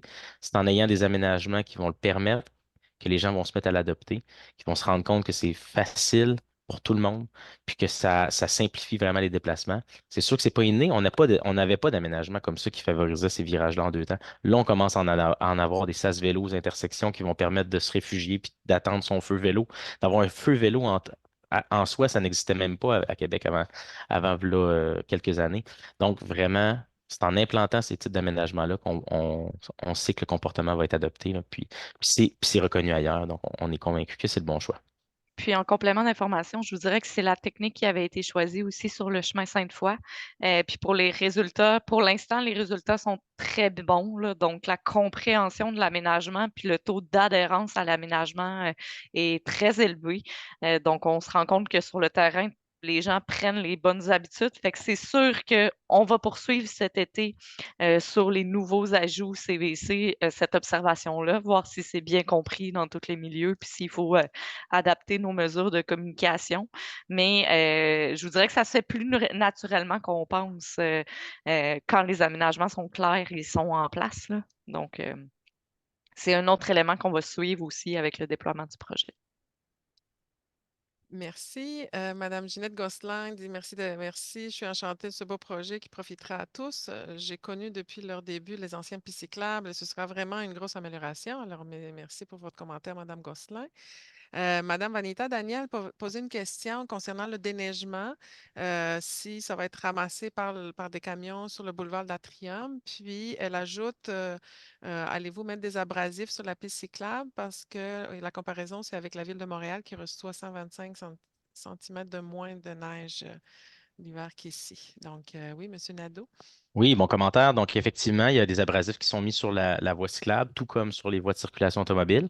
Encore une fois, on garde la même largeur de voie automobile qu'actuellement. Donc, il n'y a pas plus d'abrasifs là, vraiment qu'avant. C'est tout simplement qu'on redéfinit l'espace. Donc, tout comme les voies automobiles, il y aura des abrasifs sur les lignes cyclables. Montréal, c'est sûr qu'on peut comparer. Ils ont moins de neige, effectivement, à l'année, mais ils ont quand même des bonnes précipitations là, qui sont autant chargés que les nôtres. Ils peuvent avoir une grosse bordée de neige là, de 20 centimètres, tout comme nous.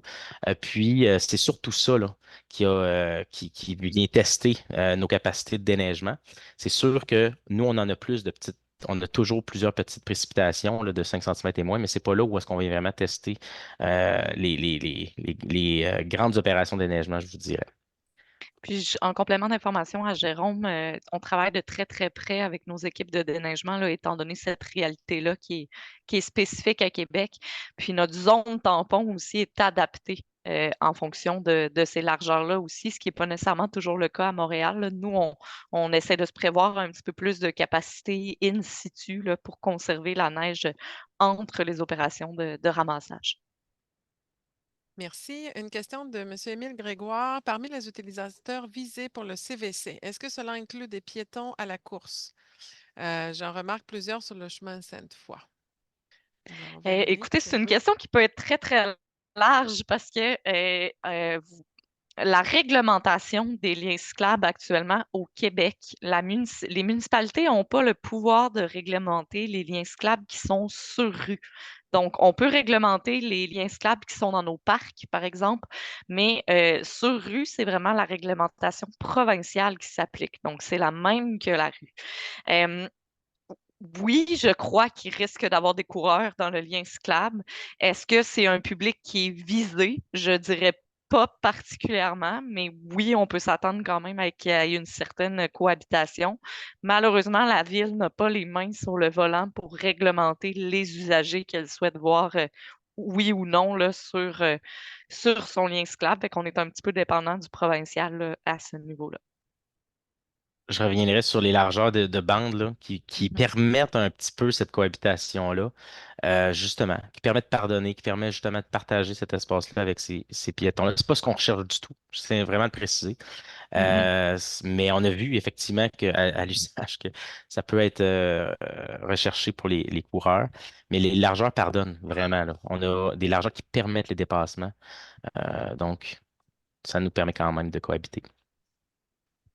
Merci.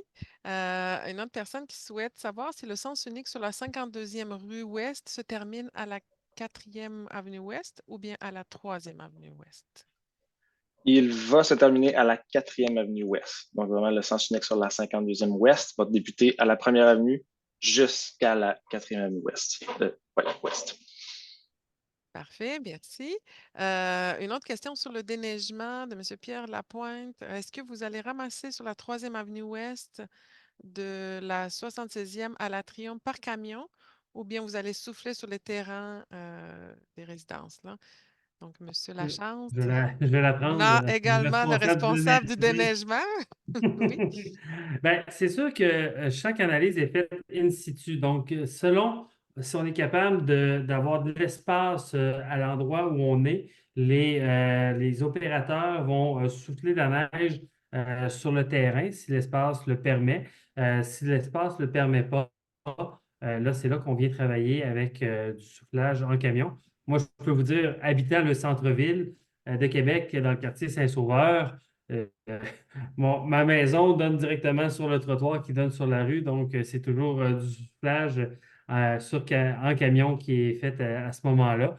Mais comme je le dis, tout dépendant des réalités naturelles du terrain, là, donc quand on est sur place, les opérateurs s'ajustent si l'espace le permet pour souffler en premier sur les terrains.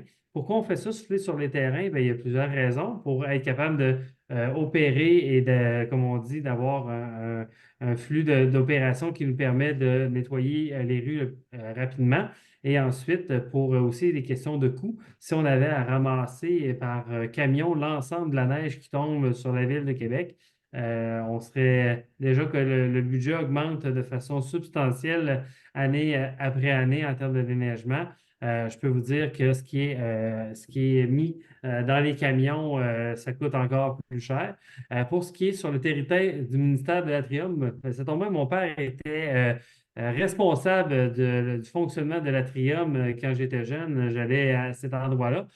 Les opérations sur les terrains de déneigement, dans le fond, sont faites par le ministère directement avec ses équipes, ses sous-contracteurs.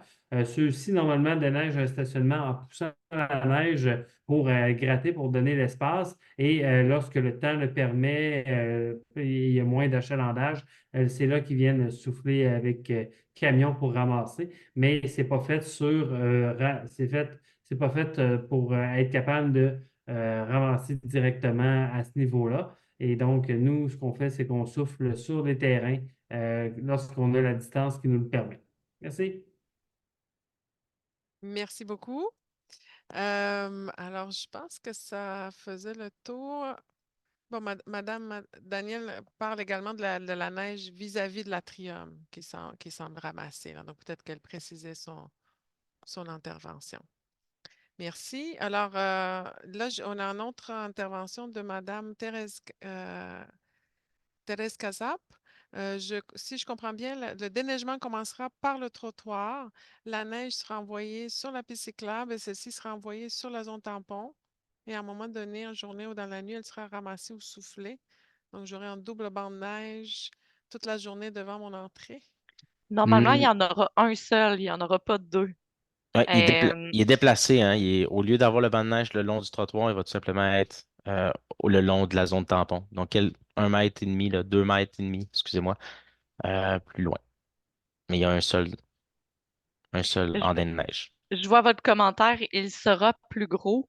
Écoutez, c'est dur à vous dire parce qu'en ce moment, la chaussée automobile aussi est déneigée. Donc, normalement, la quantité de neige à déneiger est la même que la quantité de neige qui est en fait, la quantité de neige que vous vivez actuelle est la même quantité de neige qui va être déneigée. Donc, normalement, vous devriez avoir à peu près le même andin que l'actuel. C'est juste que la manœuvre va être un petit peu différente pour aboutir dans la zone tampon. Mais il n'est pas censé avoir plus de neige étant donné que la chaussée automobile actuelle était déjà entièrement déneigée. On n'augmente pas le pourcentage d'asphalte déneigé. Celui-là, il reste le même là, que ce que vous connaissez actuellement. Merci beaucoup. Alors, je ne vois pas d'autres interventions. Je vais juste regarder. Oui, je vois une main levée. Vous avez posé quelques questions, mais je vais vous permettre quand même, on a encore du temps là. Donc, Madame Vanita Daniel. Ah, je vois que la main a disparu. Alors, on a une autre question. Ah, ben non, Madame Vanita Daniel, je peux vous permettre d'intervenir. Ah, puis là, il y a d'autres questions qui sont apparues, donc je vais vous permettre d'intervenir, puis on va revenir aux autres questions par la suite. Oui, bonsoir. Merci. Merci beaucoup, Madame Bouchia. Écoutez, moi, c'est simplement une précision que je vais apporter, c'est que la neige de la rue, je ne parle pas la neige du stationnement, je comprends très, très bien là, que la neige des stationnements est ramassée par les propriétaires qui s'en occupent, mais la neige de la rue, elle est soufflée dans les camions. Écoutez, à toutes les fois qu'il y a des opérations de déneigement, vis-à-vis de l'Atrium, la neige qui se trouve dans la rue, elle est soufflée dans des camions. Il y a à peu près quoi, une file d'une vingtaine, une trentaine de camions à toutes les fois. Donc, ce n'est pas, je ne parle pas là, de la neige des stationnements, voyons donc. Mhm. Peut-être vous répondre, Mme Daniel. Danielé. Le boulevard de l'Atrium est à un niveau de service différent d'une rue à C'est la vocation. 3e avenue Ouest. Moi, je vous parle de la 3e avenue Ouest. Oui, c'est ça, Je ne mais vous on parle est. pas du boulevard de l'Atrium. Je vous parle de l'édifice de l'Atrium, mais c'est vis-à-vis de Ouais. la 3e avenue Ouest, à partir de la piste cyclable, aller jusqu'au coin de la 55e rue, c'est soufflé dans les camions. Ben, écoutez, Mme Daniel, je comprends votre intervention. Là, On n'est ben, pas là ce soir, on Ah, n'est pas là ce soir ouais, aujourd'hui pour pour faire le la mais c'est déneigement, ça. mais démonstration. on Mais c'est a. parce Le que déneigement, là, ça Mme a un Daniel, lien, hein? malheureusement. La piste Mme cyclable, ça Daniel, a un lien. C'est parce que, tu sais, on dirait que votre projet, là, il est vraiment comme juste sur le vélo, mais c'est parce qu'il n'y a pas juste Mhm. le vélo sur cette rue-là, il y a des piétons, Mais, il y a des autos, puis il y a des gens aussi qui essaient de sortir de leur cours. mais Puis j'aimerais ça, juste là, Mme comprendre, Daniel, Madame Danielle, ouais. juste j'aimerais savoir quelle est votre préoccupation. Donc, Ben, ma préoccupation, là, c'est l'ensemble de tout ça. Moi, ce que j'ai vu ce soir, là, c'est un entonnoir. Fait que, tu sais, dans c'est quel beau, là, sens? des projets, là, c'est dans le sens que vous avez parlé juste du vélo. Puis, oui. il y a une intervention de Mme Ginette, je me souviens pas trop, Gosselin? Oui. Gosselin. Euh, c'est vrai, là, qu'on vit sur une rue où il y a beaucoup, beaucoup de circulation et les gens circulent très, très vite. Notamment sur la piste cyclable, parce que c'est pour ça que j'ai posé la question, est-ce qu'il va y avoir des quadriporteurs, des vélos électriques? Écoutez, j'en ai un vélo électrique. Et oui, ça peut rouler jusqu'à plus de 40 km/h. La limite est de 50 km/h. Fait qu'imaginez, là, moi, je salue ce que vous faites comme travail pour diminuer enfin les largeurs de chaussées automobiles sur cette rue-là, sur cette avenue-là. Toutefois, il faut penser aussi à la sécurité de tous les usagers Mhm. Parfait. et Merci. des personnes qui vivent sur cette artère-là.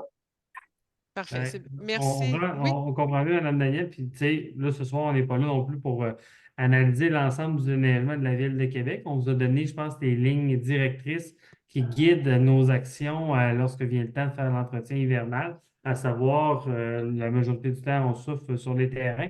On a un autre commentaire d'une participante là, qui dit que la neige sur la troisième est soufflée sur son terrain. L'objectif est de venir nous sécuriser les déplacements actifs en termes de déneigement.